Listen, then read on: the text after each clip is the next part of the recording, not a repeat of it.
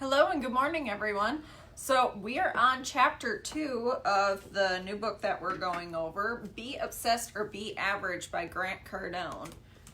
So you can actually get that on Amazon right now. I know all the bookstores are closed, but they will still deliver books. So if you're running out of some reading, you can also get a book of your own and follow along. But if not, listening to us is okay for now. So anywho, we are on chapter 2. So obsession is your only option. So never allow anyone to tell you how well you're doing when you know you could be doing more. So this is something that I heard a lot growing up as well. The first job that I ever had, I was around a very busy group of people. I worked in a restaurant, and this restaurant was constantly packed. Now, it was a great job to start out with because it set the expectation for me. They're like, look, you need to hustle, you need to be on it, and you need to move because there's a lot of people coming through here tonight and pretty much every day. And they're like, if you can't keep up, you're going to get ran over. So it set a very high expectation for me of what is acceptable when I was working. And then when I went to my second restaurant job, I was buzzing around. I'm like, okay, we're going to get a bunch of this done and we're going to get it done quick. And my boss actually came up to me and she's like, Brandy, you can slow down. Like, you don't have to work so hard. And I'm like, well, this is the only thing I know how to do. I'm like, and if I'm going to do it, why don't I do it very well? I'm like, because if we get packed and we don't have enough of these dishes done, we're going to be in trouble. So that was just the expectation that I had working, and I then applied it later to everything else. This was something that was taught to me at a very young age, not only from working, but also from my stepdad, because he had the talk with me. You know, the talk when you go to your first job, and it's like, look, this is how you need to dress, this is how you need to talk to people, always be polite, always be early, and so on and so forth. I'm sure you know the spiel. So, there's 3 positions of obsession. Number 1, you get off track from pursuing the big dream because society told you your plans were too unlikely, and as a result you tune down your message and belief over the years, buying into the idea that obsession is unhealthy. Now, if you do have a horrible obsession, like you spend like you're not going to work and doing stuff like that, there are some of those, but there's healthy obsessions. So we're not talking about the unhealthy obsession, we're talking about a healthy obsession that's actually going to get you where you want to go. And a lot of times people confuse the two. So number 2, you have a clear vision for your success, but need validation that it will operate as an additional fuel for your success to explode. Number 3, this is the first time anyone has told you it's okay to be an obsessive freak you always wanted to be. I love how he wrote that out, and I wanted to keep it that way. And at this point, you're accepting the fact that it's okay to go. You're getting around a group of people that are on board with you, because anybody who is having massive success is never going to tell you, hey, you want to cut back a little bit.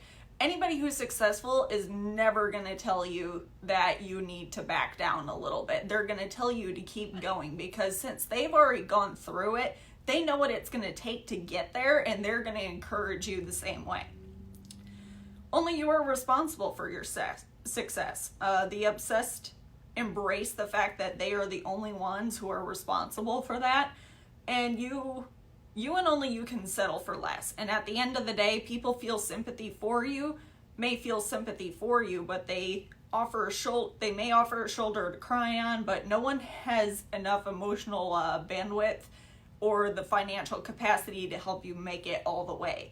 So you have to take responsibility for that. There's really not a whole lot more to it. It's just a decision, and then you got to follow through with it.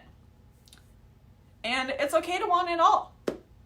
Success is not about just achieving a goal, but it's also achieving other things in life. So it's not necessarily always a financial goal. It could be a goal with your spirituality. It could be a goal with your community recreation, things that you want to enjoy with your family or your relationships, and you want to achieve it all in one area. So why do you want to settle for one color when you can have the rainbow? Don't just succeed in one area, because the rest of the areas of your life are also going to determine where you're going to go, because we talked about this in the last book with John Maxwell, where he talked about if the family unit, if your family unit is not on board, and if you're not growing with your family, or if you don't have close ties with your household, you're going to have a very hard time in business. So you want to make it a point to succeed in all the areas as well. So your potential changes over the course of your life. So as you learn and gain knowledge and experience, your potential is going to change, because as you become more experienced, your potential rises. So the goal never, striving to do better never goes away, because there's always something that you're going to learn from somebody. So those who convince you to be satisfied are either very confused or extremely dangerous. So because they will try to persuade you to stop trying and be satisfied the way you are, these people, they don't mean bad, but it's just they're trying to convince themselves of why they gave up, and then also trying to convince you why you should give up on it as well. But they're trying to justify the reasons of why they gave up.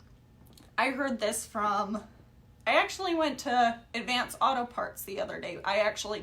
We have a holistic health business, and I went to pick up some mechanics detergent, because that's the only thing that cleans everything. It works very well, by the way. So I went to the store and I started chatting with the guy that was up front, and I was like, yeah, he's like, wow, that is a lot of detergent that you're buying. What do you need this for? He's like, I use this myself, and we only use like a little bit with our laundry. And I'm like, yeah, but I got like 6 loads of laundry. He's like, oh, okay. But I was talking with him, and I'm like, yeah, we have a holistic health business. We do massage, Reiki, health and wellness consulting. And another guy approached, and he's like, yeah, I used to have a business once. It didn't go very well for me. And basically I can't remember exactly what he said, but basically it went along the lines of, it didn't work for me, so therefore you shouldn't get your hopes up, and you shouldn't do it either. And I was like, well, thank you for the words of encouragement. I will not be taking that advice, because you don't seem very happy, and I'm not going to take advice from people that are unhappy. I didn't say that, but I was thinking it. I'm always polite to everybody, but this happens all the time. Like, we take advice from the people that, if you look at their life, you really don't want their life. And you got to look at that. So before you take somebody's advice, you really need to look and be like, you know what? If somebody's giving you marriage advice, look at that person's marriage and say, is that the marriage that I want? Are they doing the things that I would like to do with my significant other? Does this person have a successful business? Do I want to follow them? Is this person recruiting? Is this person doing the presentations? Is this person doing all the things that you would like to do in the company? And is this somebody that I can learn from? If not, always be polite to everybody and nod your head, be polite, but move on to the next person and go find the people that are actually doing what you want to do. So with that is what I have for this chapter. So Jeff, I'm going to turn this over to you. Okay. And I just lost my place. Home Depot. Nope, we're not going over Home Depot, warehouse, Maxwell. I emailed my notes to myself. I should put them in my work. Here we go. So chapter 2, obsession. Shamala's here. Hello. Saw Bess jumped on. I saw David Roeder was here. Michael Shaw, what's up? Different people. Don Stilts, what's happening, sir? Hopefully things are still going well, even though it's crazy. Everybody's at home. Jim, how are you? So here we go. Obsession is your only option. Every time you see others achieving greatness and wonder, why am I not doing that? This is kind of the main point. Like right now, most people are going to follow the path of least resistance, just like water. They're going to sit at home. They're going to feel sorry for themselves. They're going to pay attention to the news. They're not going to get anything done. There's nothing productive happening. They're literally going to just waste the time. Where you could have learned a language, you could have read a book, you could have studied an audio program. Heck, some people probably could have gotten a degree in the amount of time that they've sat at home not doing anything. So it's not that you're in a position where you can't do anything. It's you're not doing anything. A good exercise would be to actually make a list of all the productive things you could actually do right now and pick which one would probably be the smartest one to do right now. But knowing most people aren't going to do that. He says never allow anyone to tell you that you're doing. Never let anybody tell you how well you're doing when you know that you can do more. So a lot of people will encourage you to the point of almost encouraging, which Brandy talked about, where somebody's like, well, this happened to me and and that happened and you're not going to believe. Grant says basically those are not the people to listen to. Only you are responsible for your success. If you can, you must. It's okay to want it all. And I just have a bunch of quotes that I took out of this. This was my main point. I want it all. Health, wealth, family, love, recreation, spirituality. Grant talks about when he was coming out of necessarily his bad situation. He had a couple people tell him, they're like, well, you're just going to go after, money and then it's all going to fall apart. And he's like, no, I don't just want one area of my life. I want my entire life to improve and my entire life to focus on being obsessed with things. So he's like, I'm just as obsessed with taking out the trash as I am, doing everything else I'm supposed to do. He pays people to take out the trash. Why settle for one color when you can have the rainbow? Those who convince you to be satisfied are either very confused or extremely dangerous. Some people will discourage you because they don't know any better. But some people will discourage you because they want you to do worse than them. That makes them feel better. They're like, we don't want you succeeding. You deserve massive success, so abundant, it can't be disrupted, taken away, diminished, or stolen. I was listening to an economic debate speech, and I remember Jim Rohn saying, what you want to do is build a financial wall around you that nothing can get to you. Even what's going on. So, by the way, guys, do you know that there are people right now, even though with everything happening, there are people right now that are doing better because of what's going on than worse. There are businesses that are going up. So although we're going to get a lot of reports of the doom and gloom and all the people, and I feel bad for all the people who were in industries that got hit, leisure, retail, restaurant business, if you are in the cruise business, obviously these have taken massive hits. They're not going to do well, and a lot of them aren't going to recover. The travel industry. But there are other businesses that are doing well, so you have to kind of shift focus and say, okay, where is the money going? As I was listening to Ray Dalio, for those of you who don't know who Ray Dalio is, massive investor, has a hedge fund. I want to say it's in the billions. Really doesn't work with a lot of new people, but works with many people who have net worths. I think when he first started his fund, you had to have 10 or maybe it was 20 million liquid just to start with him, or maybe it was 100. I don't know, some wild number. I remember reading. If you want the information, it's in Tony Robbins' book, Money Master the Game. I'll look this up later, but he was going over that there's massive holes in two things. Number one, there's a massive hole inside of income. There's a lot of incomes that got hit. 22 million people, I believe, filed for unemployment total, I believe, in the last 6 weeks. And then you have balance sheets, which means there's a big hole in just overall finance, period.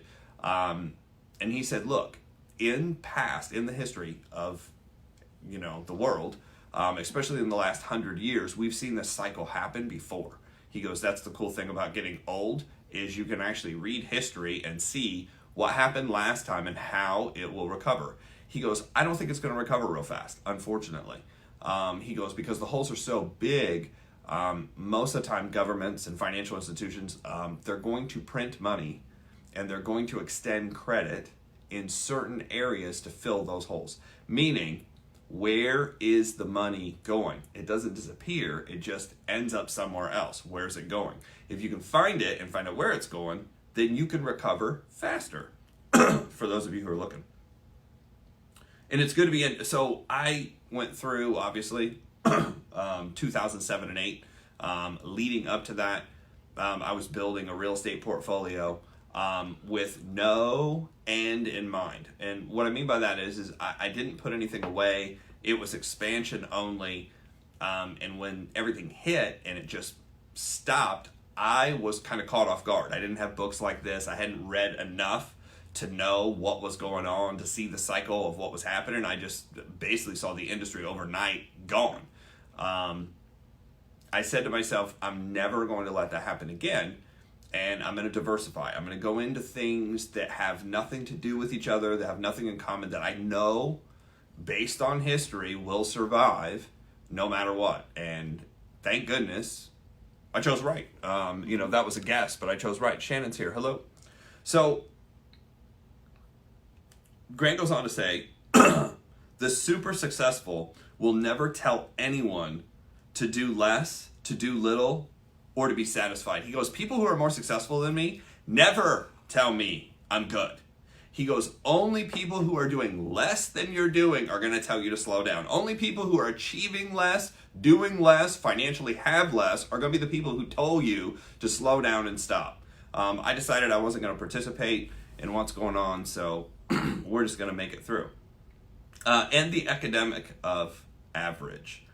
So there's really, obviously there's a pandemic going on right now, but there's also a pandemic of average. People just like, well, I'm just going to do okay. I just want to be comfortable. I just want to be satisfied. That comfort zone is actually the danger zone if you want to, A, be successful, and C, be in a situation where that doesn't affect you. Studies by Bankrate suggest that somewhere between 62 and 76% of Americans live paycheck to paycheck, including many with solid, reliable jobs. So that's basically about 75% of people live paycheck to paycheck. Now, is that necessarily a representation of the economy? No, it's prioritizing. It's you don't know how to control your money. You're just spending, period, without any end in mind, which was what I was doing prior to 2007 and 8. According to 2012, Washington Post article, over half of the U.S. population is on some form of government assistance, some form. According to Forbes, there are currently over 28 million small businesses in America. 75% of them are run by solo entrepreneurs. By definition, work alone, have no employees, which means they do everything themselves. So I'm just kind of giving you what's out there. If 75% of them are in that situation and they get hit, they're in trouble. Good to have another income, which is what, the show and our school is all about. Small businesses, 92%, make up less than $250,000 a year, and 76 break even or even lose money. 67%. So over half of business break even or actually even lose money. But he doesn't really go on to say in that study that even though, quote unquote, you break even and there's not a massive profit, it doesn't mean that things are getting paid. Some people own businesses, real estate businesses, different businesses, they own them to write off the taxes on another income. And if you don't understand how that works, because most people don't understand how that works, by the way, the tax laws were written for who? The rich or the poor? The tax laws, hi Corinne, the tax laws are actually written for the rich. I was watching an interesting, to say the least, training yesterday, and the golden rule. Robert Kiyosaki said the golden rule is the person with the gold makes the rules. And that's the way it's always been. And here's the thing, you can bitch, whine, cry. That's the way it always is. I don't care in what political system you're talking about. The rich always make the rules. So be careful who you end up helping. According to MarketWatch, in 2015, America's had over $1.3 trillion in college debt. That's more debt than all the credit card debt combined. So putting people in debt, enslaving people to basically make payments. What did college debt produce? According to a study by Career Builder, over 30% of college graduates do not work in the field they studied in college. So basically, they're saying that piece of paper is, in general, almost worthless. Almost worthless because a lot of times they want you to have a degree.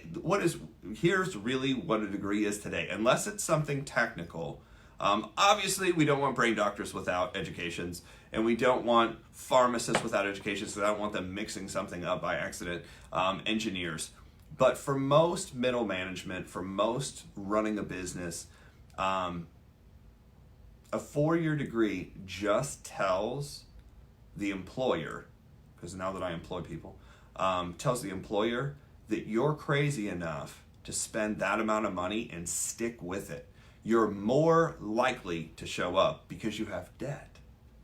So you're a safer bet for security reasons. That's really what that piece of paper means to most employers, that you're a safe bet. And it's a nice way of being able to discriminate against people. Education can be discriminatory. According to Gallup polls, the average American works under 35 hours a week, and almost 70% of Americans are disengaged at their job. Well, of course they're disengaged at their job. They're paying you just enough to stay, and, you're just happy enough to show up. Like, you're not really willing to do anything. Can you save this on your time? Yeah. We actually saved these and put them on a YouTube channel so you can go back and watch them anytime. So many in the middle class set their sights on what it takes to simply get by instead of thrive and prosper. That's the general motive of average. I just want to be comfortable. I just want to get by. I don't need much. By saying that, you're self-sabotaging yourself. By saying that, you're actually putting yourself and your family in trouble. So when people say that to me, to me, I just don't like it. And I usually don't spend as much time with people who say that. People are lazy because it's tolerated. He says, if you can't take care of your own dreams, how in the world are you going to take care of anybody else's? So that's why your focus needs to be, Barry, how are you? Your focus needs to be running after dreams. Your focus needs to be building that dream of what do you want to happen. It doesn't necessarily mean, stuff is easy to write down, but what do you want to do? What do you want to contribute? How can you help? What can you go into that actually supports other people? Makes the world a better place. That'd be really cool. I did see there's a couple groups of people, because there's so much time and there's so much trash, they're like, well, we're going to use this time to clean up our area, our neighborhood. We talked about doing this because outside of our building and across the street, there's a drainage ditch that goes all the way down, which is basically looks like a landfill, just because people throw crap everywhere. We've gotten so lazy that it's just me. We don't even realize, that we're damaging everything. And the same, and I hate to say this, but I've seen this many times, the same people that have all the bumper stickers on the car, save the planet and this, that, and the other thing, their car is full of shit. And they're throwing stuff out the window. You think I'm kidding, I'm not. I drive around enough to see this.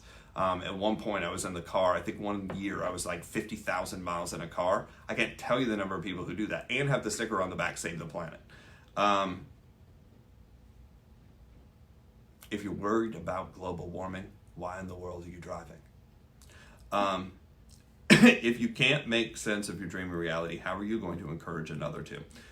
So, slow down. Life is to be enjoyed. Don't work too much. Don't work too hard. Take it easy. Life is short. Money isn't everything. Bigger isn't better. These are the people that I want to punch in the throat. I'll be honest. When people say that to me, if you're within swinging distance, it's probably not a good idea, because that's my initial reaction. I want to punch you so it doesn't even come out of your mouth. I'm happy you said it, because I feel the same way. The complaining, bitching, whining, crying, sometimes they don't even make, I don't hear much of what some people say. Fitting in and getting along is the fastest path to average. Actually, that was me. I wrote that. Because I wanted to remember it. People who try to persuade you to give up are not trying to help you. They're trying to make sense and justify basically giving up on themselves, which is sad. Never take advice from a quitter. One of my mentors said pretty simply, he's like, you kind of have to look at it this way. Winning is a habit, but unfortunately so is losing. And there's a lot of people who are losing and have been losing who are out there giving advice. Now, if you've lost and you've come back, that's a different story. Obsessed people are remembered. There is no such thing as part-time obsession. You know, oh, well, I'm going to be obsessed on my breaks and this and that thing, and then I'm going to go be lazy at work. Like, I go back to Jim Rohn, how you do anything is how you do everything. Living the dreams gets me. Yes, I agree. There's no such thing as a part-time obsession. And last, there isn't a single person we both know the name of that wasn't obsessed to begin with. Minar, what's up, sir? So that's what I have for chapter 2, you know, basically get it together and be obsessed. But what he's really saying is he's like, protect your time and protect yourself from the people who are going to pull you backwards. You become the sum of the 5 people you spend the most time with. Find people who are obsessed in their area of expertise and also have a good life outside of that. You know, I don't want somebody who's completely obsessed with, you know, certain profession and then the rest of their life is going to hell. You know, people who are obsessed overall with doing better and being better. Scott, how are you? So that's what we got for today. Appreciate everyone for being on. As Brandy and I have said at the end of the show, this is all on YouTube. So if you want the YouTube with the subtitles, because I know some people like want to send this out. I had a team, for those of you who don't know, I had a team at one point that had 1,100 deaf speaking people on it. It was all sign language. So a lot of them have reached out to us, and that's the reason we were kind of doing it again and putting all this on YouTube, is so that way we can get the subtitles and they can read along and actually participate. A lot of great people here, both in Indianapolis and basically all throughout the country. In Canada, we had a team everywhere. So, Brandy, what else? All right, so if you guys would like our notes, I will leave a link in the comments below. Please do not put your email in the comments. We don't want anybody to get spammed, and I don't want the angry message saying I'm getting a bunch of this junk mail. So, but go enter your email into the link, and we could send you the notes on each chapter of the book that we are going over. And like Jeff said, we do have a YouTube channel. Go search MLM Lunchtime Leadership Show, and it'll be on a playlist, and you can watch them in order if you would like. So with that, we will see you guys tomorrow. Have a productive day and a very good day, and we'll see you then. Awesome.